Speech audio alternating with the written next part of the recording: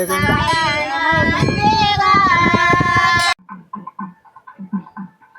ನಮಸ್ಕಾರ. ಸರ್ ನಮಸ್ಕಾರ. ಆರಾಮ ಸರ್? ಹಾ ಆರಾಮಿದ್ದೀನಿ ಸರ್. ತಾವು ಸರ್? ಚೆನ್ನಾಗಿದ್ದೀನಿ ಸರ್. ಸುಮಾರು ವರ್ಷದಿಂದ ಕರಿತಿದ್ರಿ. ಹೌದು ಹೌದು. ಮೆರವಣಿಗೆ ಹೊರಟ ಸರ್ ಈಗ? ಈಗ ಹೊರಟಿದೆ ಸರ್. ಈಗ ಇವತ್ತು ಊರೆಲ್ಲ ಇಲ್ಲಿ ಹೋಗ್ಬಿಟ್ಟು ಅಲ್ಲೊಂದು ಶನಿಮಹಾತ್ಮ ದೇವಸ್ಥಾನ ಇದೆ ಮತ್ತು ಇನ್ನೊಂದು ಮನೆಗಳಿದೆಯಲ್ಲ, ಒಂದು ಬೀದಿ ಒಂದೆಲ್ಲ ಒಂದ್ ರೌಂಡ್ ಬರುತ್ತೆ ಸರ್. ಅದು ಪೂರ್ತಿ ಅಲ್ಲಿ ಬಂದಾಗ ಊರ್ ದೇವಸ್ಥಾನಗಳೆಲ್ಲ ಇದೆ ಇಲ್ಲಿ, ಅದನ್ನೆಲ್ಲ ಪೂಜೆ ಮಾಡ್ಕೊಂಡು ಕೊನೆಗೆ ಇಲ್ಲಿ ಬಂದು ಬರೋದು. ಬಂಧುಗಳೇ, ನಾನಿವತ್ತು ಕುಂಬ್ರಹಳ್ಳಿ ಶ್ರೀ ಸಿದ್ದಪ್ಪಾಜಿ ಮಠ ಅಥವಾ ದೇವಸ್ಥಾನ ಇಲ್ಲಿದ್ದೀನಿ. ನಮ್ಮ ಸ್ನೇಹಿತರು ಮಹೇಶ್ ಅಂತ ಇವರು. ನಮಸ್ಕಾರ ಸರ್. ಈ ದೇವಸ್ಥಾನದ ಸಂಸ್ಥಾಪಕರಲ್ಲಿ ಒಬ್ಬರು. ಇವರನ್ನ ಇವತ್ತು ಮಾತಾಡ್ಸೋಣ. ಈ ದೇವಾಲಯ ಹೇಗಾಯಿತು, ಯಾವ ಕಾರಣಕ್ಕಾಯಿತು ಅನ್ನೋ ಕಾರಣಕ್ಕೆ. ಕುಂಬ್ರಹಳ್ಳಿ ನಂಜನಗೂಡಿಂದ ಒಂದು 15 ಕಿಲೋಮೀಟ್ರು, 14 ಕಿಲೋಮೀಟ್ರು, ಒಂದು 14 ಕಿಲೋಮೀಟ್ರು ಅಷ್ಟಾಗುತ್ತೆ. ಅದು ಎರಡು ಕಡೆಯಿಂದ ಬರ್ಬೋದು ಸರ್. ಒಂದು ಬದನೋಳಿಂದ ಬಂದ್ರೆ ಆ ಕಡೆ ಎಮ್ಮರ್ಗಾಲ್ ಮಾರ್ಗವಾಗಿ ಬರುತ್ತೆ.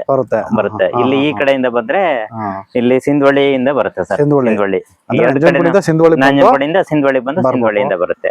ನಂಜನಗೂಡು ಮಾರ್ಗ ಬದನೋಳಗ್ ಬಂದ್ರೆ ಅಂದ್ರೆ ಗುಂಡ್ಲುಪೇಟೆ ಹೈವೇ ರೋಡ್ ಅಲ್ಲಿ ಬಂದ್ರೆ ಸಿಂಧವಳ್ಳಿಯಿಂದ ಬರುತ್ತೆ. ಸಿಂಧವಳ್ಳಿಯಿಂದ 4 ಕಿಲೋಮೀಟರ್.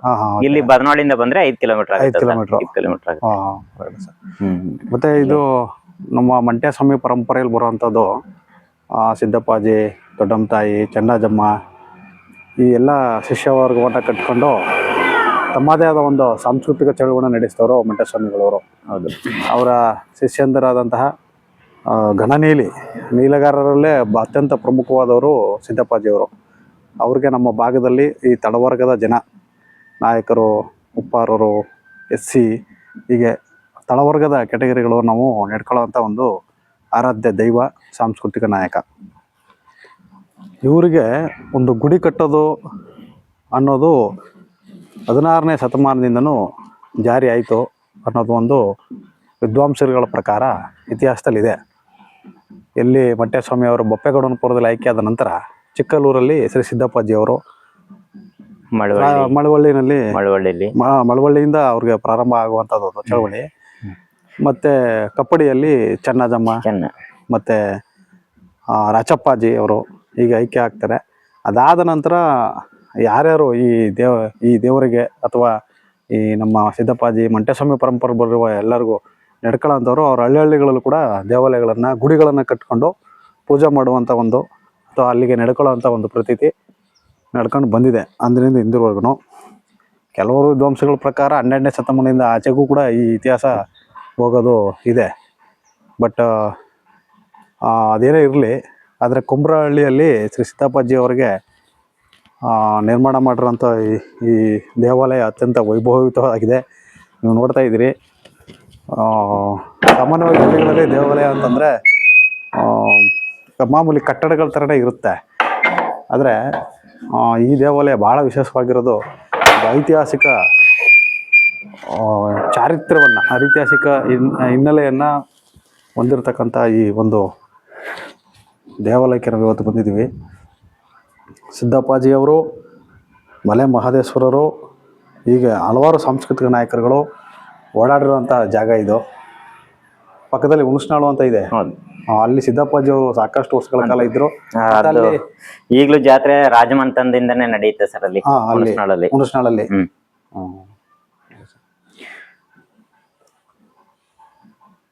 ಈ ದೇವಾಲಯ ಯಾವಾಗ ಸರ್ ನಿರ್ಮಾಣ ಆಗಿದ್ದು ಸರ್?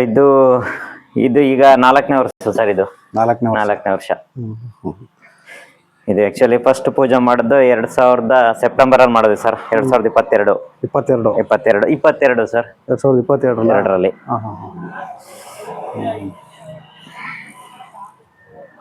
ಬಹಳ ಅಪರೂಪದ ದೇವಾಲಯ. ಸಿದ್ದಪ್ಪಾಜಿ ಅವರಿಗೆ ನಿರ್ಮಾಣ ಆಗಿರೋ ದೇವಾಲಯಗಳಲ್ಲಿ ನಾನು ಎಲ್ಲ ಕಡೆನೂ ಸಿದ್ದಪ್ಪಾಜಿ ಪರಂಪರೆ ಇರುವ ಎಲ್ಲ ಕ್ಷೇತ್ರಗಳನ್ನು ಕೂಡ ಸಂದರ್ಶನ ಮಾಡಿದ್ದೇನೆ, ಸುತ್ತಿದ್ದೇನೆ.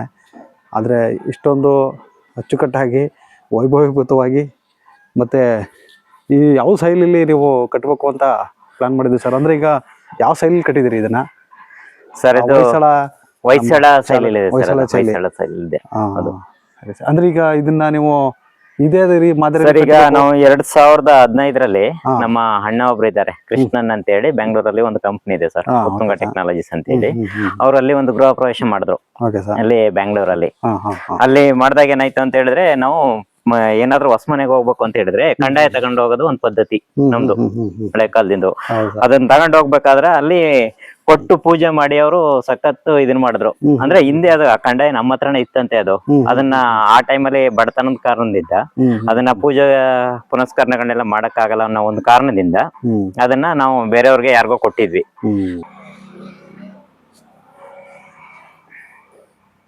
ಈಗ ಅದು ರೆಕಾರ್ಡ್ ಆಗಿದೆ. ಆಗ್ತಾ ಇದೆ ಸರ್. ಅದೇ ಹೇಳಿ ಸರ್, ಈಗ ದೇವಾಲಯ ನಿರ್ಮಾಣ ಮಾಡ್ಬೇಕು ಅಂತ ಅನ್ಸಿದ್ದೆ ಅವಾಗ ಮತ್ತೆ ಸರ್. ಈಗ ಅದೇ ನಾವು ಬೆಂಗಳೂರಲ್ಲಿ ಒಂದ್ ಮನೆ ಕಟ್ಟಿದ್ವಿ. ಆ ಮನೆಗೆ ಗೃಹ ಪ್ರವೇಶಕ್ಕೆ ಹೋದ್ವಿ ನಾವು. ಆಗ ಉಪ್ಪನಹಳ್ಳಿ ಅಂತ ಹೇಳಿ ಅಲ್ಲಿಂದ ತಗೊಂಡ್ ಹೋಗಿದ್ವಿ ಒಂದ್ ಕಂದಾಯನ. ಉಪ್ಪನಹಳ್ಳಿ ಅಂದ್ರೆ ನಂಜನಗೂಡು ತಾಲೂಕಿನ ಉಪ್ಪನಹಳ್ಳಿ ಸರ್. ಅದು ನಾವೇನೇ ಗಂಡ್ ಮಕ್ಳ ಮದುವೆ ಮಾಡ್ಲಿ ಇಲ್ಲ ಹೊಸ ಗೃಹ ಪ್ರವೇಶ ಮಾಡ್ಲಿ ಅದನ್ನ ತಂದು ಮೆರೆಸೋದು ನಮ್ಮ ಮನದ ಒಂದು ಪದ್ಧತಿ. ಅದು ಪದ್ಧತಿ ಸರ್. ಅದ್ರ ಪ್ರಕಾರ ನಾವೇನ್ ಮಾಡಿದ್ವಿ, ಬೆಂಗಳೂರಿಗೆ ತಗೊಂಡ್ ಹೋದ್ವಿ. ಅವರು ಇನ್ನೊಂದು ಪ್ರೋಗ್ರಾಮ್ಗೆ ಒಪ್ಕೊಬಿಟ್ಟಿದ್ರು. ಅಲ್ಲಿ ನಮಗೆ ಪೂಜೆ ಆದ ತಕ್ಷಣ ಎತ್ಸಿ ಕೊಟ್ಬಿಟ್ರು. ಅಂದ್ರೆ ಆಗ ನಮ್ ತಾತ ಇದ್ರಲ್ಲ ಒಬ್ರು ಮಾಸ್ಟರ್ ಇದಾರೆ, ಮರ್ಷಿದ್ ನಾಯ್ಕರು ಅಂತ ಹೇಳಿ. ಅವ್ರ ಮನೆನೆ ಮರ್ಷಿದ್ ನಾಯ್ಕರು ಶಿಕ್ಷಕರು, ಅವರು ನಿವೃತ್ತ ಶಿಕ್ಷಕರು. ಈಗ ಅವ್ರ ಮಗನೇ ಬೆಂಗಳೂರಲ್ಲಿ ಕಂಪ್ನಿ ಕಟ್ಟಿ ಇದನ್ನ ಮಾಡಿದ್ವಿ ಸರ್. ಕೃಷ್ಣನ್ ಅಂತ ಹೇಳಿ, KM ಕೃಷ್ಣನ್ ಅಂತ ಹೇಳಿ. ಈಗ ಅವ್ರಾದ್ಮೇಲೆ ಒಂದು ನಾನು ಅದೇ ಕಂಪ್ನಿಲಿ ವರ್ಕ್ ಮಾಡ್ತಾ ಇದ್ದೆ ಈಗ. ಅದಾದ್ಮೇಲೆ ಜೊತೆಗೆ ಇಲ್ಲ ಒಂದ್ ಕಂದಾಯ ಮಾಡ್ಸೋ ನೀನು, ನಮ್ದು ಪದ್ಧತಿ ಬೇರೆ ಏನಾದ್ರು ಮಾಡೋದ್ ಬೇಡ, ಒಂದು ಚದರಿಕೆ ಮಾಡೋಣ, ಕಂದಾಯ ಮಾಡಿಸ್ಮೇಲೆ ನಿಮ್ ಮನೇಲಿ ಇಟ್ಕೊಂತ ನನ್ಗೆ ಹೇಳಿದ್ರು. ನನ್ನ ತಮ್ಮ ಒಬ್ಬ ದೇವ್ರ ಗುಡ್ಡ ಇದ್ದೇನೆ ಸರ್, ಯೋಗೇಂದ್ರ ಕುಮಾರ್ ಅಂದ್ಬಿಟ್ಟು. ಆಗ ಅವ್ನು ನೋಡ್ಕೊಂಡು ಹೋಗ್ಲಿ, ಒಂದು ಮನೇಲಿ ಇಟ್ಕೊ ನಿಮ್ದು ಅಂತ ಹೇಳಿದ್ರು. ಆಗ ಮನೇಲಿ ಇಟ್ಕೊಂಡ ತಕ್ಷಣ ಅದು ಅಷ್ಟು ಸೂಕ್ತ ಅನಿಸ್ಲಿಲ್ಲ. ಈಗ ಮನೆಗಳಲ್ಲೆಲ್ಲ ಗೊತ್ತಿಲ್ಲ, ಸಣ್ಣ ಸಣ್ಣ ದೇವ್ರ ಮನೆಗಳಿರುತ್ತೆ. ಈ ಕಂದಾಯ ಇಟ್ರೆ ಅದನ್ನೆಲ್ಲ ತುಂಬಾ ದೊಡ್ಡದಿರುತ್ತೆ, ಅದು ಮಡಿ ಮೈಲ್ಗೆ ಪ್ರತಿದಿನ ಕಷ್ಟ ಆಗುತ್ತೆ. ಹಾಗಾಗಿ ಬೇಡ ಅಂತ ಹೇಳಿ ನಮ್ದೇ ಒಂದು ಜಾಗದಲ್ಲಿ ಒಂದ್ ಚದರ್ಕ್ ಮಾಡೋಣ ಅಂತ ಪ್ಲಾನ್ ಮಾಡಿದ್ವಿ ಸರ್. ಅದಾದ್ಮೇಲೆ ಅದು ಒಬ್ಬ ಶಿಲ್ಪಿ ಹತ್ರ ಮಾತಾಡಿದ್ವಿ. ಆಮೇಲೆ ಬಂದ್ಬಿಟ್ಟು ಹಿಂಗಿಲ್ಲ ಸರ್, ಒಂದ್ ಮಾಡ್ತಾ ಇದ್ದೀರಾ, ದೇವ್ರು ಅನುಕೂಲ ಕೊಟ್ಟಿದ್ದೇನೆ, ನಿಮ್ಮ ಏನ್ ಕಲ್ಪನೆಗಳಿದೆ ಅದನ್ನೆಲ್ಲ ಹೊರಗಡೆ ತನ್ನಿ ಸರ್ ಅಂತ ಹೇಳಿದಾಗ ಅವರೊಂದಷ್ಟು ಪ್ಲಾನ್ ಕೊಟ್ಟರು. ಶಿಲ್ಪಿ ಗಣೇಶ್ ಅಂದ್ಬಿಟ್ಟು ಅವರು ತಮಿಳ್ನಾಡು, ಬಟ್ ಇರೋದು ಮೈಸೂರು. ಮೈಸೂರು ಸರ್. ಆ ವ್ಯಕ್ತಿ ಪ್ಲಾನು ಮತ್ತೆ ನಮ್ಮ ಪ್ಲಾನ್ಗಳೆಲ್ಲ ಸೇರಿ, ನಮ್ಮ ಇವರು ಕೃಷ್ಣನ್ ಪ್ಲಾನ್ ಎಲ್ಲ ಸೇರಿ ಇದು ಹೀಗೆ ಇರಬೇಕು, ಒಂದು ದೇವಸ್ಥಾನ ಮಾಡಿ ಫ್ಯೂಚರ್ಲಿ. ಆಮೇಲೆ ಇಲ್ಲಿ ನಮ್ಮ ಹಳ್ಳಿಲಿ ಏನಾಗಿತ್ತು ಅಂತ ಹೇಳಿದ್ರೆ ಅನಿವಾರ್ಯ ಕಾರಣಗಳಿಂದಾಗಿ ಇದೆಲ್ಲ ನಿಂತೋಗ್ಬಿಟ್ಟಿತ್ತು ಸರ್. ಯಾವ್ದೋ ಊರ್ ದೇವಸ್ಥಾನಗಳೆಲ್ಲ ಪೂಜೆಗಳೆಲ್ಲ ನಿಂತೋಗ್ಬಿಟ್ಟಿತ್ತು. ಈಗ ಇಲ್ಲಿ ವೈಯಕ್ತಿಕ ಆ ಕಾರಣದಿಂದ ನಿಂತೋಗಿದೆ ಸರ್. ನಾವೇ ಯಾಕೆ ಮಾಡಬಾರ್ದು ಇದನ್ನ? ಈಗ ಊರ್ನೆಲ್ಲ ಸೇರಿಸಿ ಎಲ್ಲರೂ ಸೇರಿದ್ವಿ, ಕೇಳಿದ್ವಿ ಸರ್. ಕೇಳಿದಾಗ ಏನಾಯ್ತು ಅಂತ ಹೇಳಿದ್ರೆ ಇದ್ದೇ ಇರುತ್ತಲ್ಲ ಊರು ಅಂದ್ಮೇಲೆ, ಹಂಗಾಗಿ ಆಮೇಲೆ ಅಂದ್ರೆ ಎಲ್ಲ ಸಪೋರ್ಟ್ ಕೊಟ್ಟು ಬಂದು ಅವ್ರ ಮುಖಾಂತರಗಳೇ ಎಲ್ಲ ಮಾಡಿದ್ವಿ ಸರ್. ಈ ದೇವಾಲಯ ಪೂರ್ತಿ ನಿಮ್ಮದೇ ಓನ್ ಖರ್ಚಲ್ಲಿ ಮಾಡಿರೋದು? ಓನ್ ಖರ್ಚಲ್ಲಿ ಮಾಡಿರೋದು ಸರ್. ಓನ್ ಖರ್ಚು. ಮನೆದೇವರು ಸರ್, ಸಿದ್ದಪ್ಪಾಜಿ ಮನೆದೇವರು. ಸರಿ ಸರ್. ಮತ್ತೆ ಇದು ಯಾರು ವರ್ಕ್ ಮಾಡಿದ್ರು ಸರ್ ಇದ? ಅಂದ್ರೆ ಈ ದೇವಾಲಯಕ್ಕೆ ಬಂದು ಶಿಲ್ಪಿಗಳು ಅಂದ್ರಲ್ಲ, ಶಿಲ್ಪಿಗಳು ಅದೇ ಸರ್, ಗಣೇಶ್ ಅಂದ್ಬಿಟ್ಟು ಕಾಂಟ್ರಾಕ್ಟ್ ಕೊಟ್ವಿ. ಅವ್ರ ಮುಖಾಂತರ ತಮಿಳ್ನಾಡಿಂದ ಬಂದು ಮಾಡಿದ್ದು. ಹೌದು ಸರ್. ಮತ್ತೆ ಈ ದೇವಾಲಯಗಳು ಕಟ್ಟಬೇಕಾದ್ರೆ ನಮ್ಮ ಹಳ್ಳಿ ಕಡೆ ಒಂದು ಮಾತಿದೆ ಸರ್, ಅಂದ್ರೆ ಒಬ್ರೇ ಕಟ್ಟಂಗಿಲ್ಲ ದೇವಾಲಯಗಳನ್ನ. ಒಂದೊಂದು ರೂಪಾಯಿ, 2 ರೂಪಾಯಿ, 3 ರೂಪಾಯಿ ಸರಿ ಊರಲ್ಲಿ ಭಿಕ್ಷೆ ಎತ್ತಾದ್ರೂ ಈಗ ನಮ್ಮ ಅನುಕೂಲ, ನಾವು ಯಾರಿಗ್ ಬೇಕು ಅಂತ ಹೇಳಿ ಪ್ರಪೋಸಲ್ ಮಾಡಿದ್ವಿ. ಅಲ್ಲಿ ಬಂದಿದೆ ಸರ್, ಒಂದಷ್ಟು ಬಂದಿದೆ ಎಲ್ಲ ಕೈಯಿಂದ. ಏನು ಹೌದು. ಈಗ ನಾವು ಹೋದಾಗ ನಾವೇ ಸೇರ್ಗೊಡ್ಡಿ ಕೇಳ್ತಾರಲ್ಲ, ಹಾಗೆ ನಾವು ಕೇಳಿ ಅದನ್ನೆಲ್ಲ ಹೋಗ್ಬಿಟ್ಟು ಇವರು ಒಪ್ಪೇಗೌಡನಪುರ ಇದ್ದಿದ್ದಾರೆ ಸರ್, ಚಂದ್ರರಾಜ ಅರಸ್ ಅಂತ ಹೇಳಿ, ಅವ್ರು ಕಾಂಟ್ಯಾಕ್ಟ್ ಮಾಡಿ ಅವರೇ ಬಂದು ಓಪನ್ ಮಾಡಿದ್ರು ಸರ್. ಫಸ್ಟ್ ಅವರಿಂದನೇ ಸ್ಟಾರ್ಟ್ ಆದ ಸರ್ ಇದು. ಈ ಗುದ್ಲಿ ಪೂಜೆ ಮಾಡಿದವರು ಅವರೇನೆ. ಅವ್ರ ಮಾರ್ಗದರ್ಶನದಲ್ಲೇ ಎಲ್ಲ ಹೋಗ್ತಾ ಇದೆ ಸರ್. ಇದು ಕಟ್ಬೇಕಾದ್ರೆ ತುಂಬಾ ಆಲೋಚನೆಗಳು ಬಂದು ಸರ್. ಈಗ ಗುಡಿ ಎಲ್ಲ ಒಂದ್ ಲೆವೆಲ್ ಬಂದಾದ್ಮೇಲೆ ಗರ್ಭಗುಡಿ ಮೇಲೆ ಗೋಪುರ ಕಟ್ಟಬಾರ್ದು ಅಂತ. ಹೌದು, ಅದು ನಮಗೂ ಗೊತ್ತಿಲ್ಲ, ಅವ್ರಿಗೂ ಗೊತ್ತಿಲ್ಲ.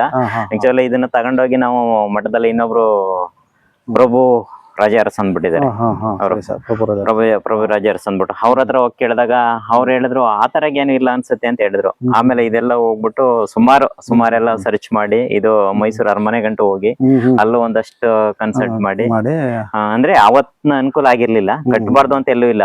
ಈಗೇನಾಗಿದೆ ಅಂತ ಹೇಳಿದ್ರೆ ಕುರ್ಬನ್ ಕಟ್ಟೆಲ್ಲ ಹಂಗಿದೆ, ಗರ್ಭ ಗುಡಿ ಮೇಲೆ ಗೋಪುರ ಇಲ್ಲ. ಚಿಕ್ಕಲ್ಲೂರ್ಲು ಹಂಗೆ ಇದೆ, ಇನ್ನು ಗೌರ್ಣಪುರದಲ್ಲೂ ಹಂಗಿದೆ. ನಿಮ್ಗೆ ನಮ್ಮ ಮಠ ಸ್ವಾಮಿ ಪರಂಪರೆಯಲ್ಲಿ ಎಲ್ಲವೂ ಕೂಡ ಸಮಾಧಿ ಹೌದು. ಒಂದು ರೂಪಕ ಮಾದರಿಯಲ್ಲಿ ಇರ್ತವೆ. ಹೌದು ಹೌದು ಸರ್. ಅಂದ್ರೆ ಗದ್ದಿಗೆಗಳು ಇದು ಅನ್ನೋ ತರ. ಗದ್ಗೆನೆ ಸರ್ ಇರೋದು. ಇದು ಇಲ್ಲಿ ವಿಗ್ರಹ ಇಲ್ಲ, ವಿಗ್ರಹ ಎಲ್ಲ ಗದ್ದಿಗೆನೆ. ಗದ್ಗೆನೆ. ಸರಿ. ಅಂದ್ರೆ ಗದ್ಗೆ ಮೇಲೆ ನಾವು ಒಂದು ಪ್ರಭಾವಳಿ ಕೂರ್ಸ್ಬೇಕು ಅಂತ ಹೇಳಿ ಅದ್ರ ಮೇಲೆ ಕೂರ್ಸಿರೋದು ಸರ್. ಕೂರ್ಸಿರೋದು. ಹೌದು. ಸರಿ ಸರಿ. ಏನೋ ಎಲ್ಲ ಇದು ಮಠದ ಅವರ ಮಾರ್ಗದರ್ಶನದಲ್ಲೇ ಹೋಗ್ತಾ ಇದೆ ಹೋಗ್ತಾ ಇರೋದು. ಸರಿ ಸರ್.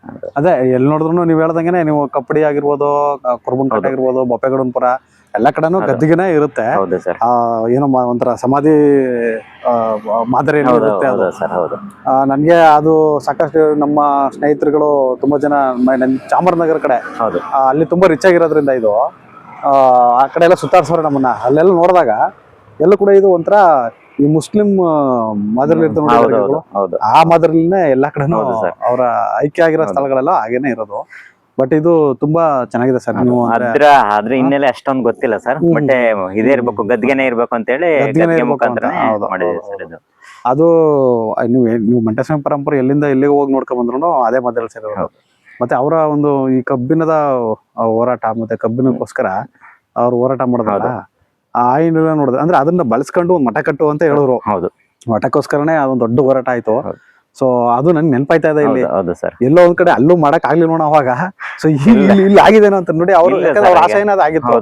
ಈ ತಳವರ್ಗಗಳೇನಿದಾವೆ, ನೋವುಂಡವು ಮತ್ತೆ ಬಡವರು, ಅಸ್ಪೃಶ್ಯತೆನ ಅನುಭವಿಸುವಂತವ್ರು, ಇವ್ರೆಲ್ರಿಗೂ ಸಮಾನತೆ ಸಿಗ್ಬೇಕು ಅನ್ನೋ ಒಂದು ಕಾರಣ ಅವ್ರ ಕಾವ್ಯ ಓದಿದ್ರೆ, ಮಂಟೇಸ್ವಾಮಿ ಕಾವ್ಯನ, ನಮ್ಗೆ ಆ ಅಂಶಗಳೇ ಇರ್ತವೆ ಅದ್ರಲ್ಲಿ.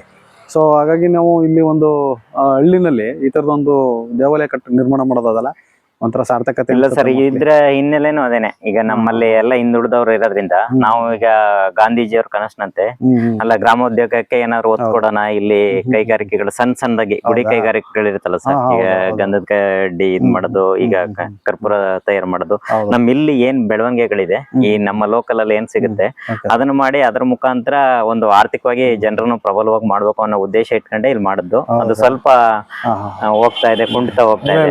ಆಗತ್ತೆ ಸರ್, ಆಗತ್ತೆ. ನಾನು ನೆಕ್ಸ್ಟ್ ಕ್ವಶನ್ ನಂಗೆ ಅದೇ ಆಯ್ತು. ಯಾಕಂದ್ರೆ ದೇವಾಲಯ ನಿರ್ಮಾಣ ಆಯ್ತು ಸಿದ್ದಪ್ಪಾಜಿಯವರ ಹೆಸರಲ್ಲಿ, ಅವ್ರ ಹೋರಾಟ, ಅವರ ಒಂದು ಅವ್ರ ನಾಯಕತ್ವದಲ್ಲಿ ನಡೆದಂತ ಚಳುವಳಿ, ನೀಲಗಾರರ ಚಳುವಳಿ ಇದೆಯಲ್ಲ, ಬಹಳ ದೊಡ್ಡ ಚಳುವಳಿ ನಮ್ಮ ಭಾಗದಲ್ಲಿ. ಸೊ ಅದ್ರ ಆಶಯಗಳು, ಈಗ ದೇವಾಲಯ ಕಟ್ಟಿತ್ತು, ಅದ್ರ ಆಶಯಗಳನ್ನ ಎಷ್ಟು ಅನ್ನತ್ರ. ಯಾಕಂದ್ರೆ ನೀವು ಅಲ್ಲಿ ನಿರ್ಮಾಣ ಮಾಡಿದಿರಿ ಅಲ್ಲಿ. ಹೌದು ಸರ್. ಈಗ ಇಲ್ಲಿ ಬಂದಾಗ, ಈಗ ವರ್ಷಕ್ಕೊಂದ್ಸರಿ ಯಾರಾದ್ರೂ ಬಂತು ಅಂದ್ರೆ ಮದುವೆ ಮಾಡಕ್ಕೂ ಅವಕಾಶ ಇದೆ. ಬಡವರಿಗೆಲ್ಲ ಫ್ರೀಯಾಗಿ ಕೊಡ್ತಾ ಇದೀವಿ ಸರ್ ಅವ್ರಿಗೆ. ಅದ್ ನೋಡ್ಬೋದಾ ಸರ್? ಹೋಗೋಣ ಬನ್ನಿ ಸರ್, ಅಲ್ಲೂ ಒಂದ್ ಕಲ್ಯಾಣಿ ಇದೆ. ನೋಡೋಣ ಸರ್ ಅಲ್ಲಿ.